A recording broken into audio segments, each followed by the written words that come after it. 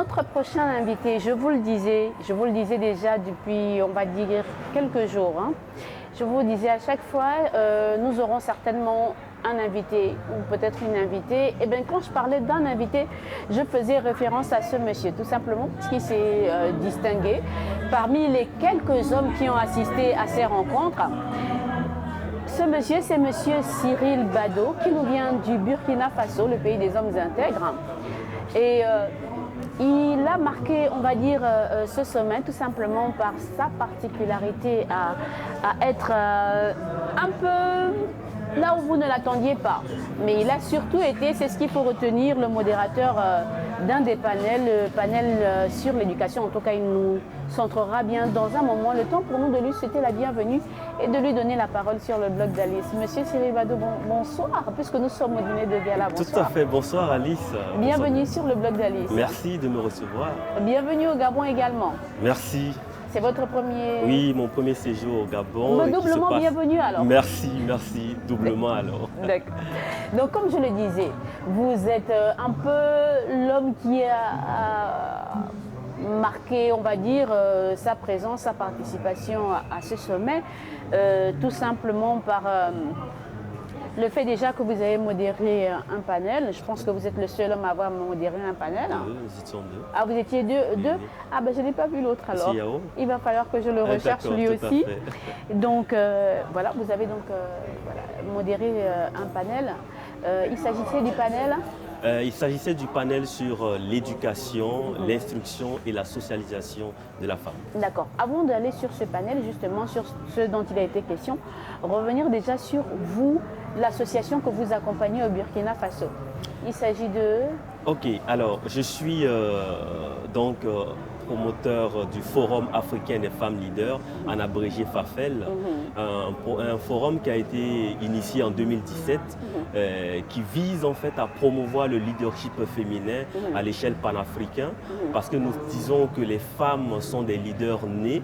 Il s'agira maintenant, à travers ce forum-là, de leur donner des outils pour affirmer, pour avoir plus confiance en elles, pour affirmer leur leadership et participer de façon beaucoup plus concrète et efficiente à un homme qui est promoteur, on va dire d'une association, d'une organisation, donc d'une association qui promeut la femme leader.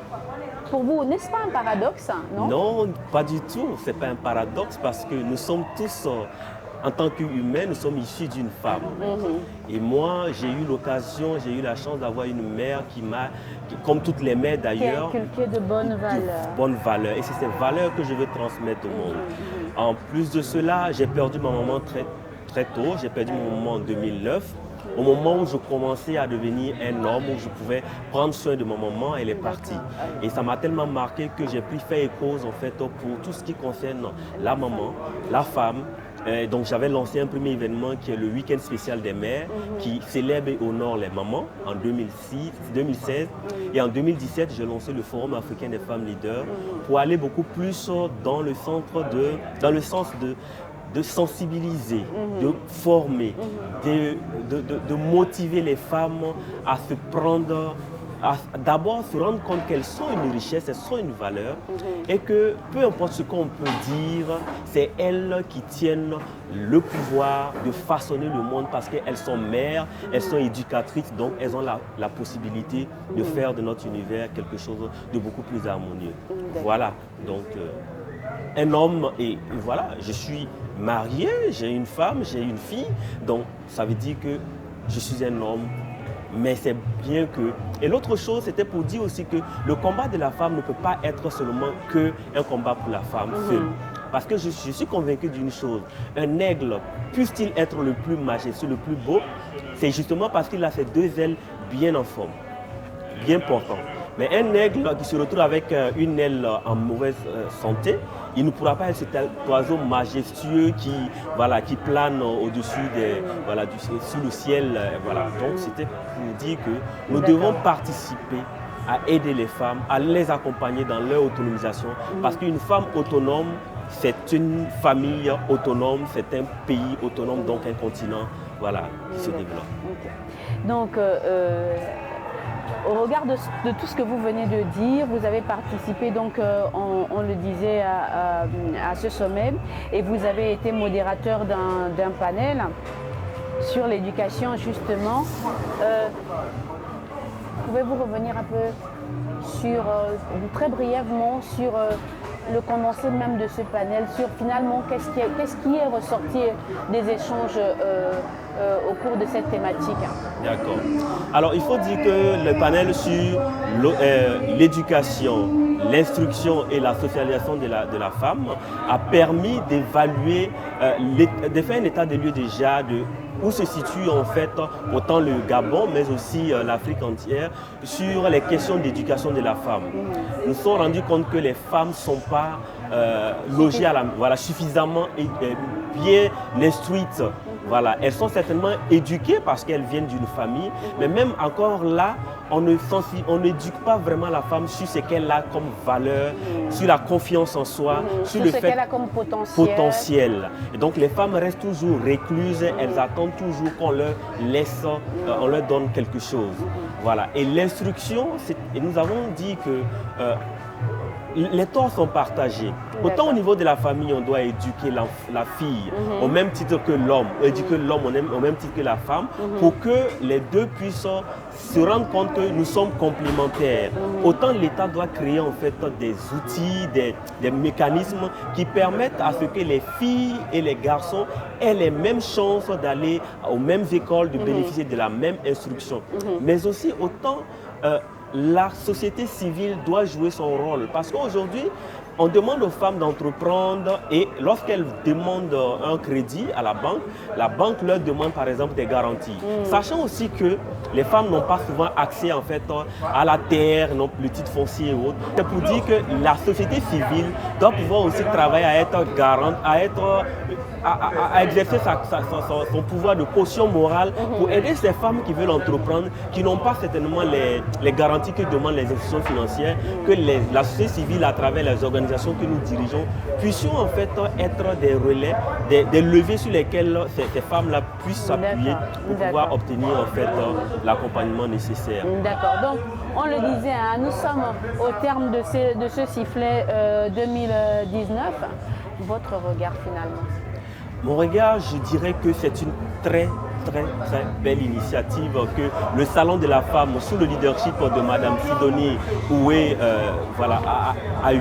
Parce que quand on regarde la variété des personnes, les profils qui ont participé à ces différentes rencontres, mais je crois que les recommandations qui sont issues de ce panel, de ce sommet-là, nous pensons, moi je suis satisfait d'avoir fait ce déplacement, je suis satisfait d'avoir fait de belles rencontres, de découvrir un merveilleux pays qu'est le Gabon à travers sa capitale Libreville et de me rendre compte que finalement en Afrique nous partageons toutes et tous les mêmes réalités et que il est plus qu'urgent que nous allons de façon collégiale et synergique à des actions beaucoup plus pragmatiques, mais surtout que les femmes ont compris que c'est par elles-mêmes, par l'exemplarité. Les femmes leaders ont compris qu'elles doivent être des exemples pour insuffler en fait chez les jeunes filles, la jeune génération, susciter en elles l'émulation positive. D'accord. C'est donc, là j'allais aller justement, j'étais à la conclusion de la question suivante. Parce que la question suivante, vu que je ne vous avais pas encore reçue, c'est celle de savoir ce que nous pourrions vous souhaiter. Alors, ce que vous pouvez vous souhaiter, je dis, c'est de me souhaiter une bonne santé déjà et surtout de continuer en fait à être ce colistier des femmes.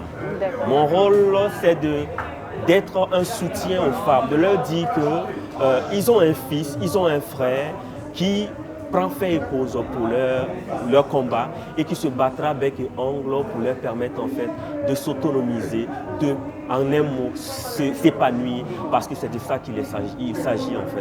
D'accord. C'est donc ce que nous allons vous souhaiter tout en vous remerciant d'avoir accepté notre invitation et d'avoir répondu à nos questions. C'est moi qui vous remercie. Je souhaite plein succès au blog d'Alice et félicitations pour cette belle initiative. Merci encore. Merci, au plaisir. Merci à vous également de nous avoir suivis. On se retrouve dans un moment. Gardez surtout le mouvement. Sachez que ce soir, ça ne va être que comme ça. Nous sommes dans un dîner de gala et c'est l'ambiance. Ce dîner de gala, c'est tout simplement la conclusion du sifflet, le sommet international des femmes leaders d'Afrique et d'ailleurs inspirantes. A tout de suite avec une nouvelle invitée.